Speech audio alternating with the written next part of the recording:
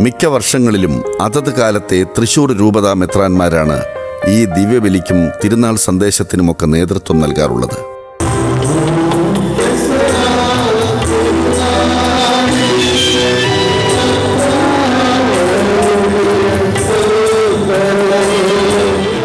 അഭിവന്ദ്യ പിതാക്കന്മാരുടെ നേതൃത്വത്തിൽ ആഘോഷപൂർവ്വം അർപ്പിക്കപ്പെടുന്ന ഈ ദിവ്യബലിക്കും തുടർന്നുള്ള ലതീഞ്ഞിനും ശേഷം തിരുനാൾ ആഘോഷ ചടങ്ങുകളിൽ മുൻനിരയിലുള്ള കൂടുതുറക്കൽ ശുശ്രൂഷ സമാഗതമാകുന്നു. ഇതിന്റെ ആരംഭത്തിൽ അൾത്താരയുടെ മുകൾ ഭാഗത്തായി കനകപ്രഭയാൽ കിരീടം ചൂടി ലില്ലിപ്പൂവുമേന്തി നിൽക്കുന്ന വിശുദ്ധ യൗസേപ്പിതാവിന്റെ ചൈതന്യ രൂപം വിശ്വാസികൾക്കായി തുറക്കുന്നു. അതിനുശേഷം വിശുദ്ധന്റെ മറ്റൊരു തിരുസ്വരൂപം പള്ളിമുഖമണ്ഡപത്തിൽ പ്രത്യേകം സജ്ജമാക്കിയ പീഠത്തിലേക്ക് പൊതുവണക്കത്തിനായി പ്രതിഷ്ഠിക്കുന്നതോടെയാണ് കൂടുതുറക്കൽ ശുശ്രൂഷയ്ക്ക് വിരാമമാകുന്നത്.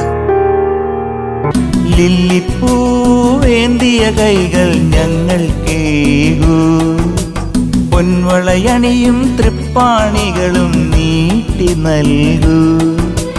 ലില്ലിപ്പൂവേന്തിയ കൈകൾ ഞങ്ങൾക്കേകൂ, പൊൻവളയണിയും തൃപ്പാണികളും നീട്ടി നൽകൂ.